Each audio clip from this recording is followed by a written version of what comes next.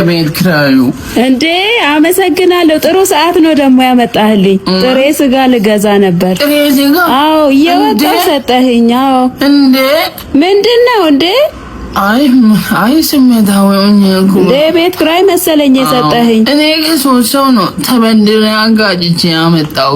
አዋ ግዴታክ ነው የቤት ኪራይ መክፈል። አዎ ልትበሉበት ነው አሁን? አዋ እንድታርገን። አዎ አይ በቃ ብሉብን። እሺ አመሰግናለሁ። ብሉብን። እሺ እንበላለን። አንቺ እባክሽ ጥሬ ስጋ ትላለች እንዴ? ልብስ ብቀይረው የለኝ አልኩና ብሩ መንጭቃት ሰሚት ፍየል ቤት 20 ሜትር ላይ ወደሚገኘው ኤኮክሎስ ሄጄ እንዲህ ሺህ ዓመት አይኖር።